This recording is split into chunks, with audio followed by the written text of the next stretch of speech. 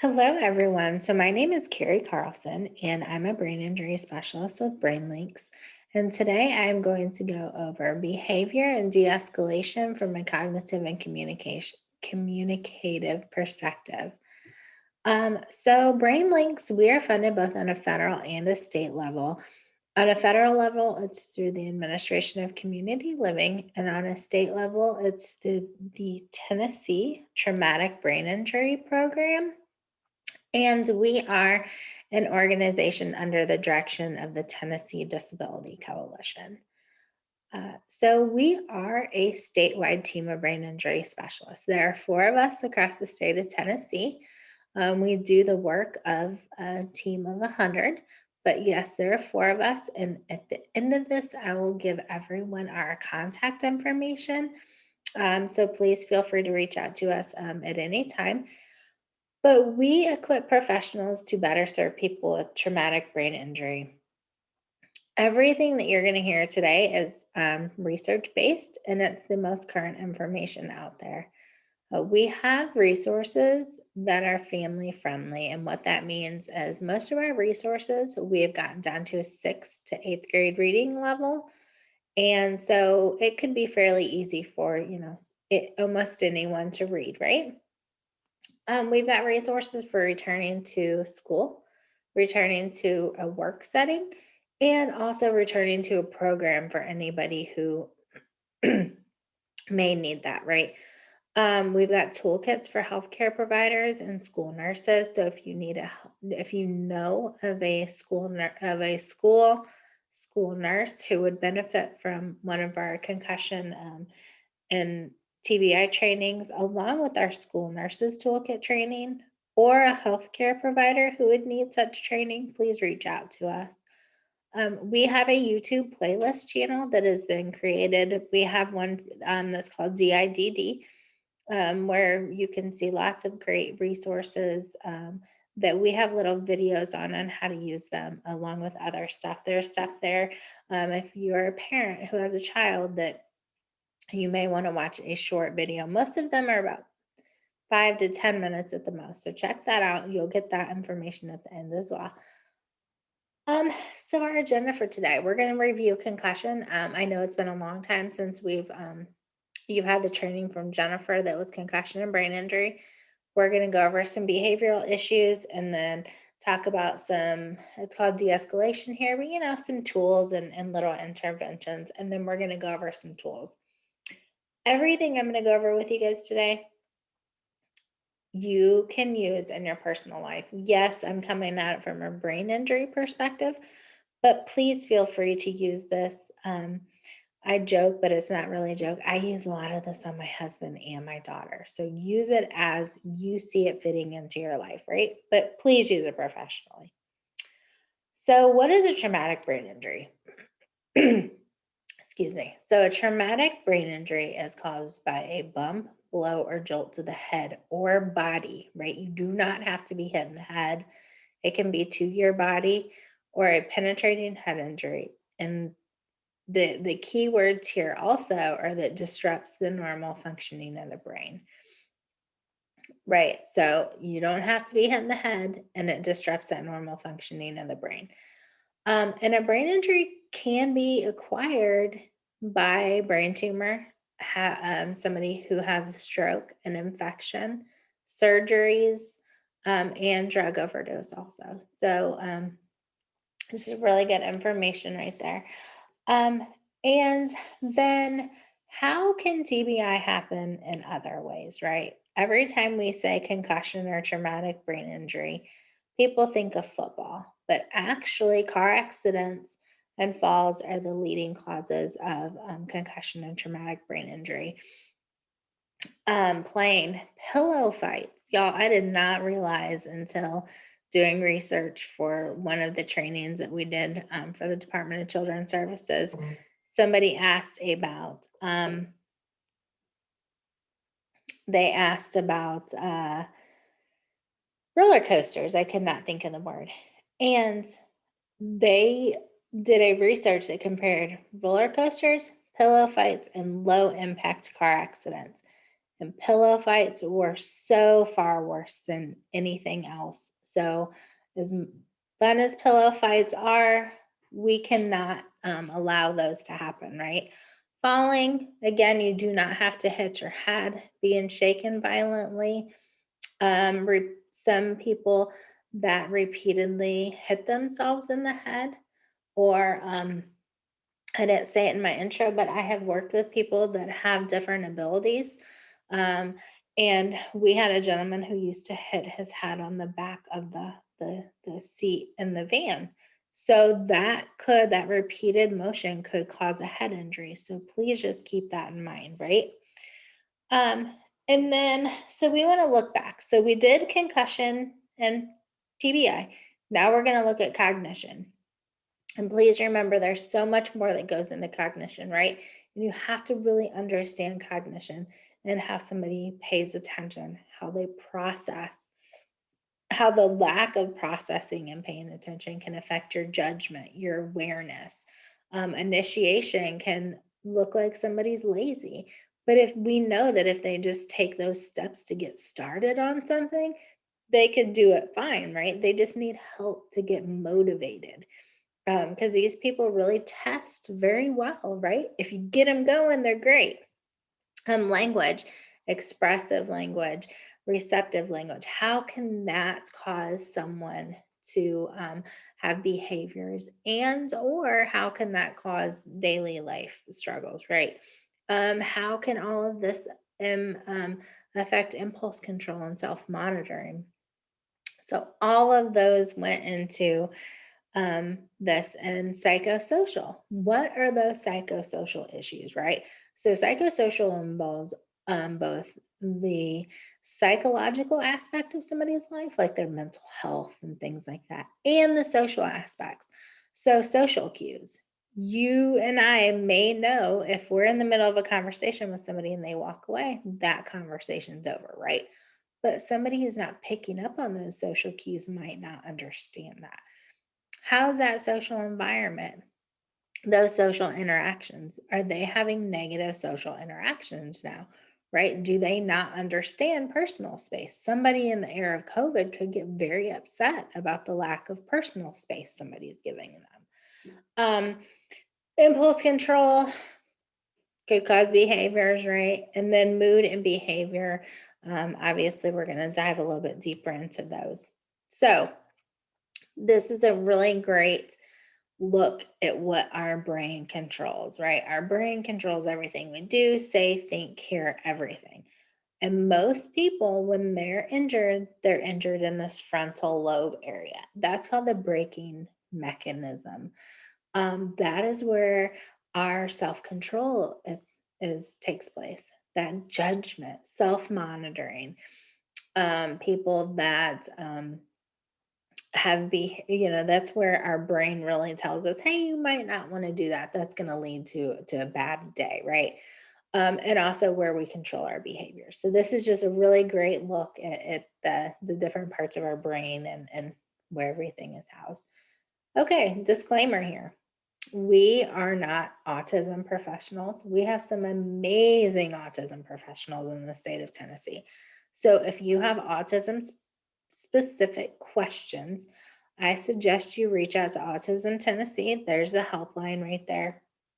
Janet Schaus, she's a program director for Vanderbilt Kennedy Center. She's amazing. She let us put her email address on there. And then Treatment Research Institute for Autism Disorders. Get a hold of them also at Vanderbilt, right? You can get some really great information. We're just not autism professionals. So we love this slide. So the brain is causing the behavior. We have to get in the mindset of thinking that way. We have to come to the table with that. What happened to you, not what's wrong with you. So if we change the behavior, we change the brain. If we change the brain, we change our behavior. And just keep that in mind, soak it in a little bit, and we're going to talk about that coming up. So, behavior equals our symptoms, right? And cognition and communication are oftentimes the underlying problem to our behavior. As this picture depicts, if you got a clog in your cognition and communication, you're going to have behavior problems, right? So we need to understand that so that we help that person. We do not punish them because that's just going to cause more frustration, confusion, and communication issues, right? We've been in that situation where somebody's so mad that they're just yelling and things are coming out. Well, people don't process that, right? People without brain injury don't process that. And we have to help them understand what their behavior is communicating. If they're somebody who's now having social problems identifying social cues or saying inappropriate things at inappropriate times, maybe they don't understand what that behavior is now saying to others. So we need to understand that. So we're going to get into this. So over 50% of people are at risk for behavior problems or disorders. That's huge, right? They're going to worsen over time unless there's interventions involved, unless that person becomes aware of what is going on with them. And the family and living environment contributes to this, right? We all know if we're around negative people, we become negative. If we're around positive, uplifting, helping people, supportive people, that's the way things start happening for us, right? So just remember that. Behaviors following TBI, we've got a whole list of things right here, right? Verbal outbursts, right? That lack of impulse control, poor judgment, negativity, egocentricity. Somebody can just, you know, they kind of seem self centered, but they're not. They just keep reliving their injury, and it's not any fault of theirs. Remember, it's their brain, right? So we've got to try and help them figure that out. Do they have the flexibility to go from thinking about their brain injury to thinking about the tasks that they need to accomplish that day? Is that something that they can do, or is that too much for them and it causes a behavior? It is true that once you've had one brain injury, you're more likely to have another. One brain injury equals you're three times more likely to have another. So, is that because you already are somebody who plays sports, or you are a skateboarder, or you're a bad driver, right? You get in a lot of car accidents. So, you're more at risk to have another behavior, or you're more at risk to have another concussion. Sorry. Do you lack empathy for people now? That happens. It's again, it's their brain. They've had that brain injury.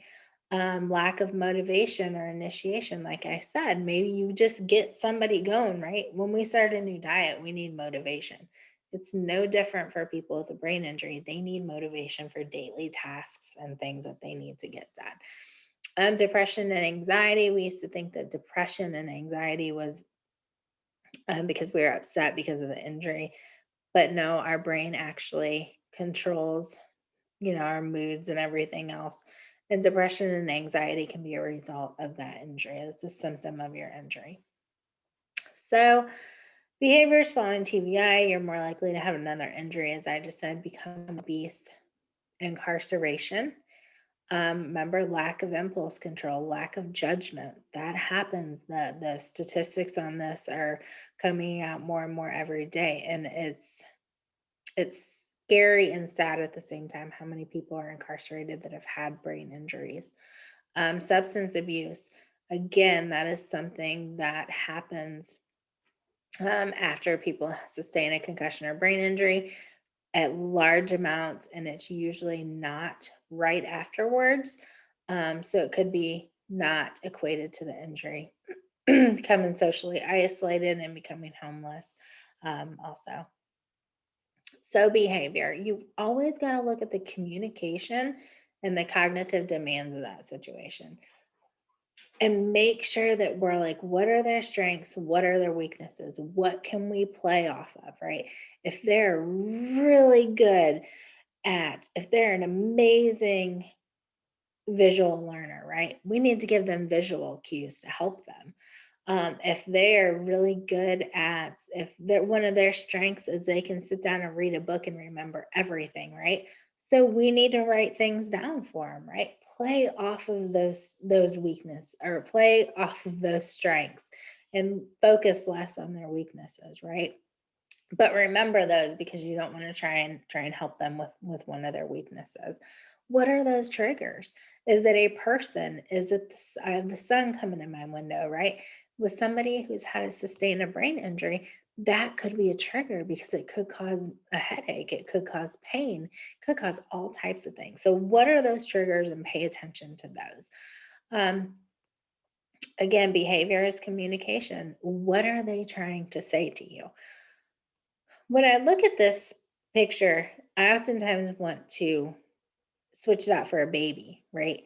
Because even babies, they come out communicating with to us, right? They can't tell us what they want us to know, but they're sure going to cry, right? So what's wrong with them? Are they hungry? Um, right? They're hungry, they're hangry, right? Are they frustrated or do they have a wet diaper, right? So you got to kind of think about it like, a baby crying, but what is that person you're supporting trying to tell you with that behavior that they're having? Are they frustrated?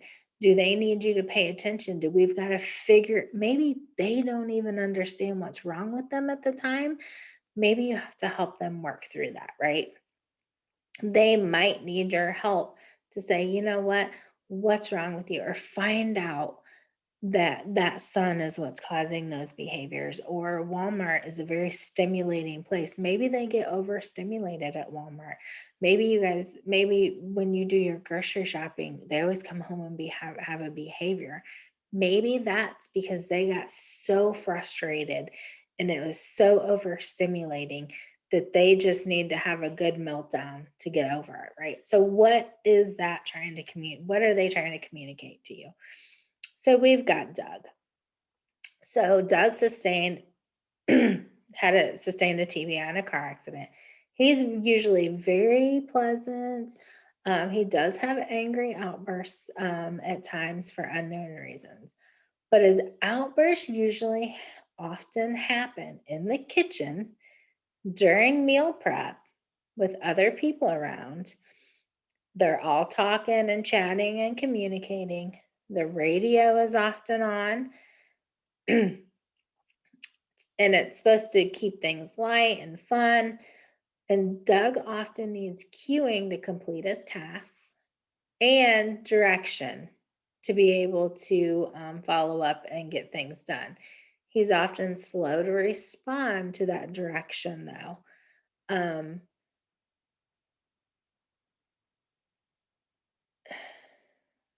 Oh, he has a weakness in his right arm. Sorry, I lost where I was at.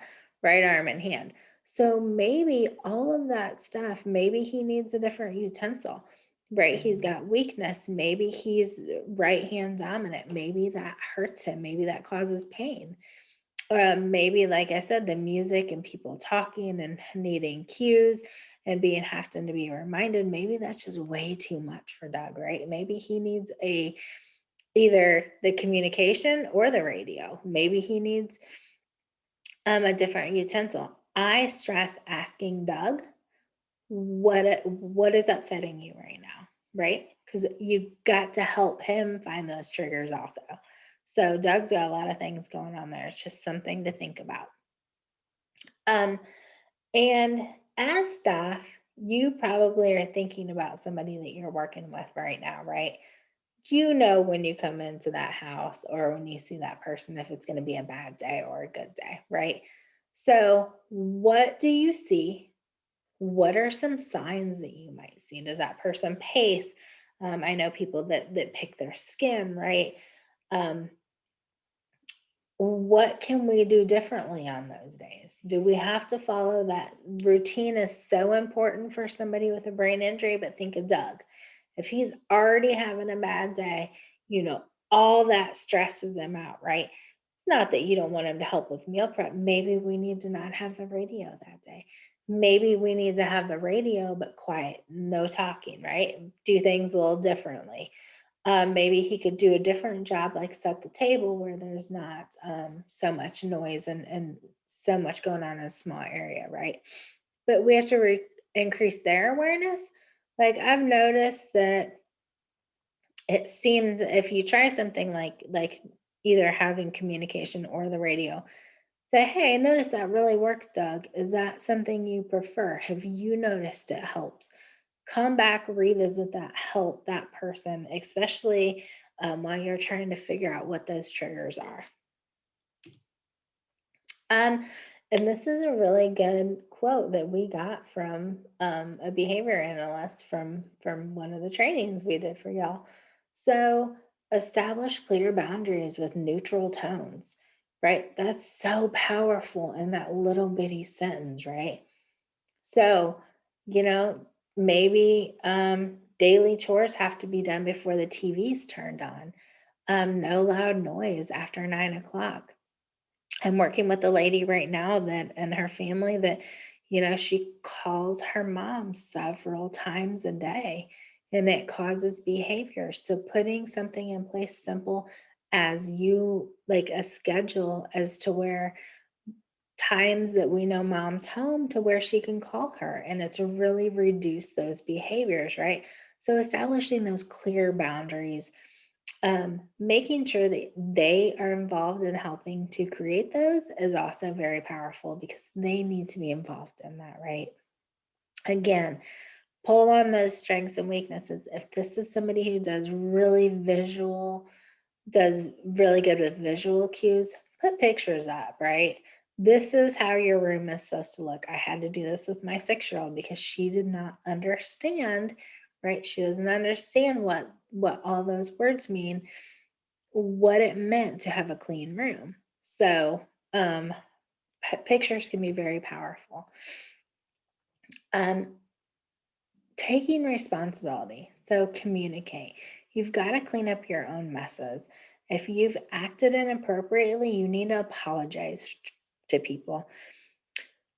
I have a lady who I worked with for many years that's had she's bipolar, she had borderline personality disorder, and she had sustained several traumatic brain injuries and a few concussions, right? There's a difference. So she had had a lot going on and her behavior was erratic at times, and this is one thing that she always held to. She always apologized and always made sure that she took the initiative. It was part of her helping herself to apologize and communicate what she had done to kind of it didn't clean it up and erase it, but it helped people better understand her as well, right? Anticipate those behaviors. It's okay to tell somebody, hey, I'm having a really bad day. Can we have this conversation later? It's okay to also tell people to walk away, you know? You have to say it nicely, right? You can't be mean, but hey, can we do this later? Or avoid those people or places. Like I gave the example of Walmart. If you know that somebody is very overstimulated and that causes behaviors, maybe you can change the time that you go grocery shopping, right? If there's a family member that always causes um, behaviors, maybe we can work that out in some way, right? And let people know, friends, family, whoever, that these behaviors happen. And you always have to look back on them when it's appropriate and talk about them because ignoring them only makes things get worse. You really have to reflect on that and come back to it. And with that, also, you want to make sure that there's been a cool down period because it is true that when we're very, very upset and when we're extremely depressed, we don't remember things, right? Anger and depression does wipe out our cognition. So just remember that. Give it some cool down time. So some de-escalation. I am not a de-escalator by trade, right? And now I've taken some steps to get trained and kind of know what's going on here, but I'm really going to talk about some simple things that you can do, right? If you have If the person you are working with has a behavior plan, please always go back to that. We are not behavior analysts. You need to follow that behavior plan. We're coming at this from a traumatic brain injury perspective, especially if this person has had a concussion or you think they might have had a concussion and things have changed for them, right? Within the last, since you can get the BA over there to help you, right? But please make sure you go by that behavior plan. We don't want to take away from any of their expertise. We want to add to it always. So, characteristics of an effective de escalator, right? You have to be open and honest with people and self aware, right? If you give off a bad body tone or body vibe, I'm sorry, you're not going to be somebody to go in and help that person if you can't stay calm. If you have closed body language, right? If you're somebody that folds your arms or taps your foot, you got to be open, you got to be honest. You have to appear non-threatening, right? You can't go if somebody's having a behavior, you can't come at them yelling at them, right? That's not going to work. Always appear calm. Don't have an authoritarian manner, right? You have to. You're not there to be their parent. You're there to help them. Offer alternatives, right? Again, you got to talk about that. You got to say, you know what, this isn't the right way to do things. Let's talk about other ways that we could go about this. Help them to communicate. As we said, communication is, um, or behavior is communication. They're trying to tell you something. So, what are they saying? Help them figure that out. People who have behaviors, they don't just want to have behaviors. We just have to figure out why the behaviors are happening. And make sure that you're non threatening. Like if you do this, you're going to get in trouble. Well, that's just going to make people worse, right? I had a guy that was on a behavior plan for some pretty extreme behaviors that he had, and when he would act in these behaviors, staff would threaten to take his gaming system away. Well, that just made it worse, right? So you can't threaten them if they're not going to cooperate, that something's going to happen. So just remember that one. And take proactive measures, right? Develop that trust. Be honest and caring. We know when people are being fake, and so do they. Understand what that behavior is trying to say. Right. Is it something internal? Do they have a lowered self-esteem? Are they tired? Are they angry? Did they have a bad night's sleep? Are they sick? Is this something difficult that they used to be able to do, but since their injury, they just realize they can't do it? They're gonna be a little upset about that. Um, is it a change in their routine? Everybody listening to this has a routine that they follow. Whether it's getting ready in the morning, I have a routine. If I wash my face before I wash my hair, my whole day is gone, right? So make sure that we take all that stuff into account. Has their environment changed? Snow, COVID, I mean, we've all had a doozy. So take all that into account. Is there a new roommate that they're trying to figure out, right? What are those precursors? What is something you can recognize, right? Or do they pace? Do they rock? Um, do they give you decreased attention? Everybody in my house will tell you that when I am angry and I am upset, I use little words, right? I have to decompress.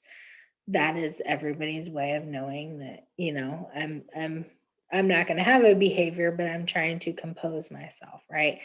Um, my friend that I talked to you guys about who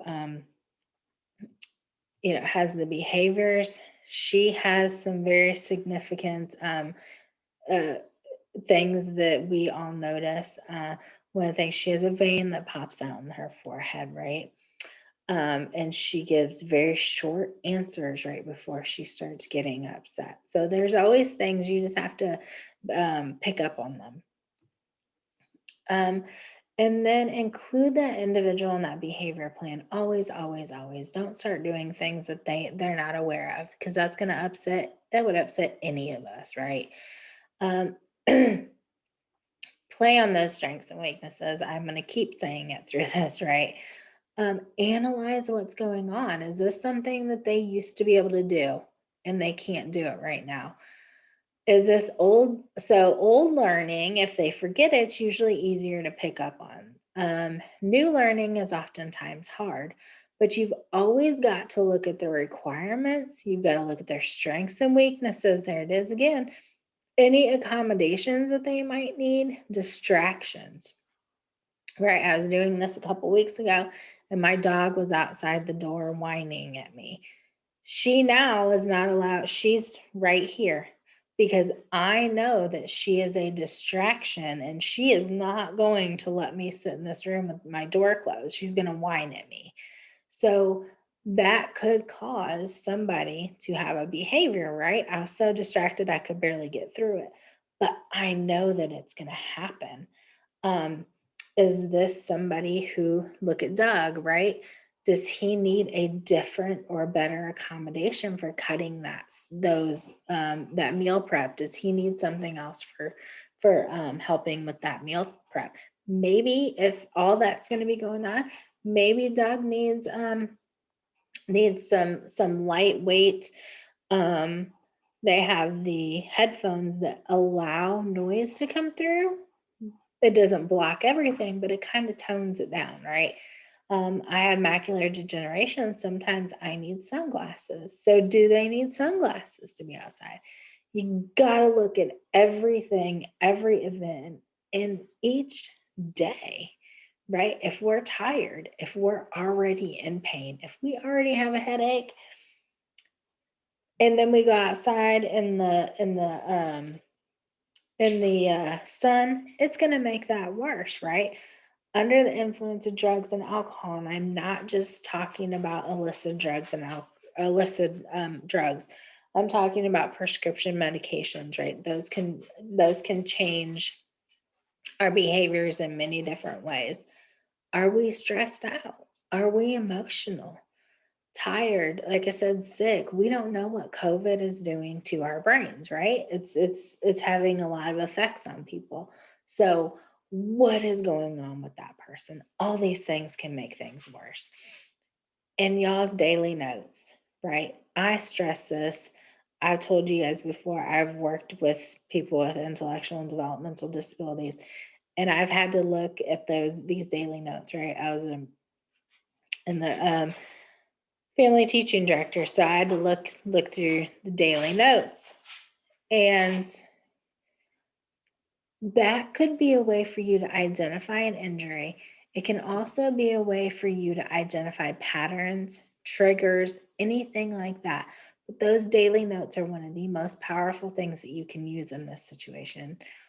Or you can like determining those strengths and weaknesses again. Speech language evaluations, neuropsych evaluation. I talked about that in a couple of cognition one.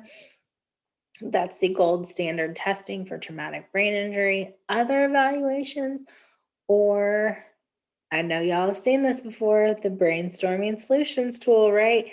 This goes through, I'm not going to go in depth with this, right? But it goes through all those cognitive areas.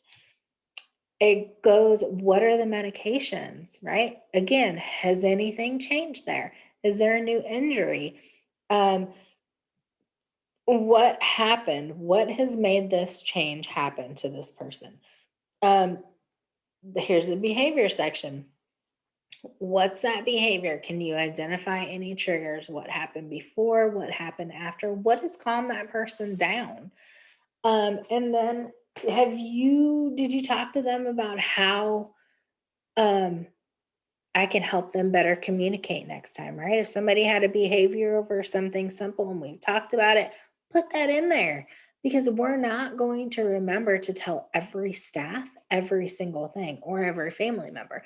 So if you write it down, somebody else can come back and look at this and maybe we can start getting a pattern and helping this person figure out what is going on.